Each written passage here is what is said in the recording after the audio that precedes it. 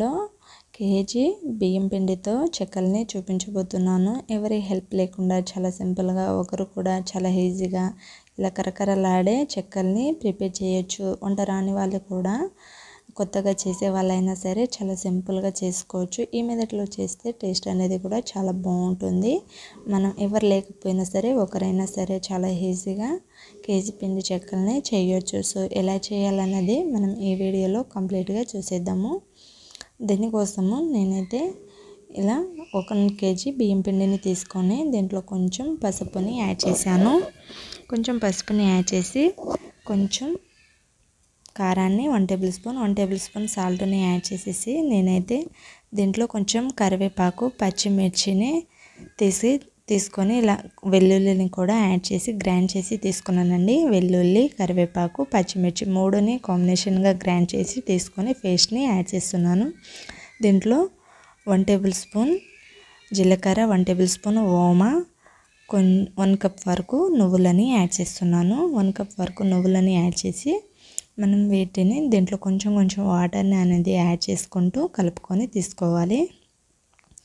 Water అనేది కంప్లీట్గా first add చేయకుండా పిండిని కలుపుకుంటూ ఎంత పడుతుందో అంత కొంచెం యాడ్ చేసుకొని కలుపుకోవాలి. సో నేనైతే ఈ ప్రాసెస్లో కలుపుకొని ఇలా పిండి ముద్దని కలుపుకొని తీసుకుంటున్నాను. మనకి ఎవరి హెల్ప్ లేకుండా చాలా సింపుల్గా కూడా చేయొచ్చు. చాలా ఈజీ ప్రాసెస్లో ఈ టిప్స్ పాటించి చేస్తే చాలా బాగుంటుంది. సో దీన్ని మనం ఇలా పిండి ముద్దని పర్ఫెక్ట్గా ఈ క్వాంటిటీలో మనం కలుపుకొని పెట్టుకున్నట్లయితే నేనైతే కట్టెల పొయ్యి మీద చేస్తున్నానండి ఊర్లో. ఈ కట్టెల పొయ్యి మీద ఇలా చెక్కలు చేస్తే చాలా బాగుంటుంది. సో దీంట్లో పిండిలో నుంచి ఇలా కొంచెం పిండి ముద్దని అనేది తీసుకొని ఇలా చిన్న ముద్దల్లా చేసి మనం దీన్ని నేనైతే ఆయిల్ ప్యాకెట్ వస్తుంది కదా దాన్ని అయితే ఇలా కట్ చేసి తీసుకున్నాను. ఆయిల్ ప్యాకెట్ మీద ఇలా చేయితో చేయడం కష్టంగా అనిపిస్తే నేనైతే ఇలాంటి ఒక చిన్న డబ్బా తీసుకున్నాను.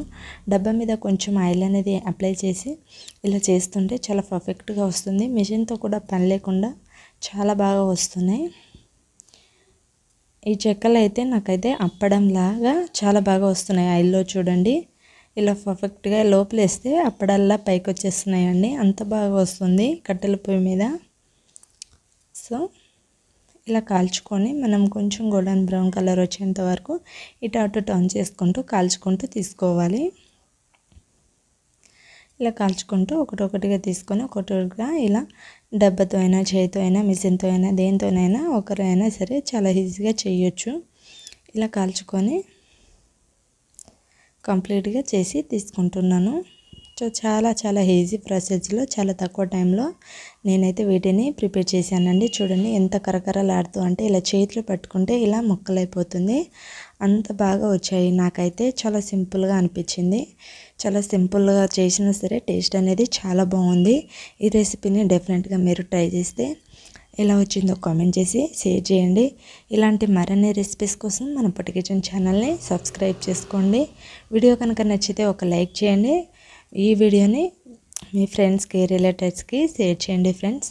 ఇలాంటి మరిన్ని రెసిపీస్ కోసం మన ఛానల్ని టేస్టీ అండ్ తెలుగు రెసిపీస్ కోసం మనం పొట్టి కిచెన్ ఛానల్ని తప్పకుండా సబ్స్క్రైబ్ చేసుకొని అందరూ సపోర్ట్ చేస్తారని మనస్ఫూర్తిగా కోరుకుంటున్నాను. Thank you for watching.